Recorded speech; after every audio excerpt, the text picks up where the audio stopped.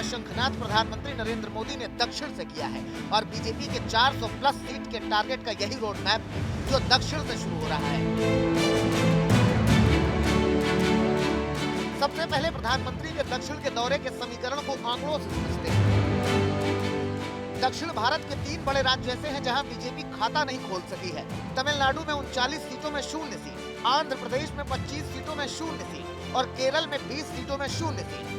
इन तीनों राज्यों में सीटों की संख्या 84 है, जहां कांग्रेस और क्षेत्रीय पार्टियों का दबदबा है। ऐसे में बीजेपी का फोकस इन्हीं 84 सीटों पर है, जिनमें 2 राज्य तमिलनाडु और केरल के दौरे के साथ प्रधानमंत्री नरेंद्र मोदी ने अपने मिशन की शुरुआत की है।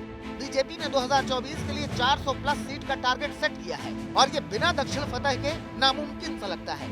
ऐसे में जिन राज्यों में बीजेपी आज तक नहीं जीती, वहां की जिम्मेदारी खुद प्रधानमंत्री नरेंद्र मोदी ने उठाई है।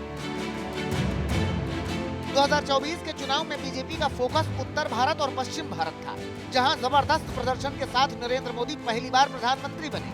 फिर 2019 के चुनाव में बीजेपी ने फोकस पूर्वी राज्यों की ओर किया, जहां नॉर्थ ईस्ट और बंगाल में बीजेपी को उम्मीद से ज्यादा सफलता मिली और मोदी 2014 का रिकॉर्ड तोड़ते हुए 2019 में ज्यादा मजबूती के साथ सत्ता पर काबिज हुए।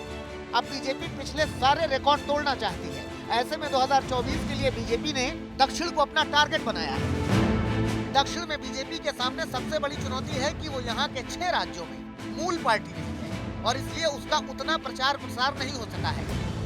वहीं यहाँ क्षेत्रीय पार्टियों का दबदबा रहा है। ऐसे में बीजेपी के सामने उनके साथ गठबंधन करना मजबूरी हो जाता है। ऐसा नहीं है कि दक्षिण में प्रधानमंत्री की लोकप्रियता कम है, भीड़ उमड़ती है, लेकिन आधार मजबूत न होने की वजह से वोट में तब्दील नहीं हो पा रही है। जबकि हिंदुत्व जैसे मुद्दे दक्षिण की सियासत में भी फिट बैठते हैं।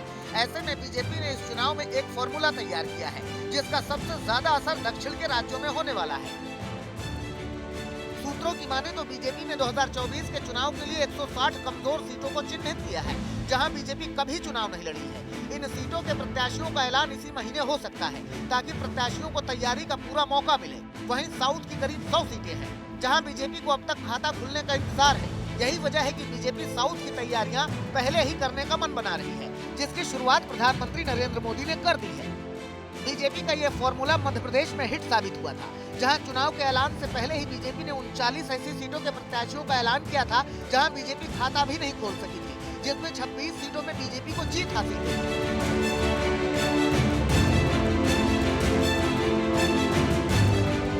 अब इसे जमीन पर उतारने का रोड मैप तैयार हो रहा है और इसे हिट करने के लिए प्रधानमंत्री नरेंद्र मोदी दक्षिण के रास्ते दिल्ली की ओर बढ़ने का प्लान तैयार कर रहे हैं।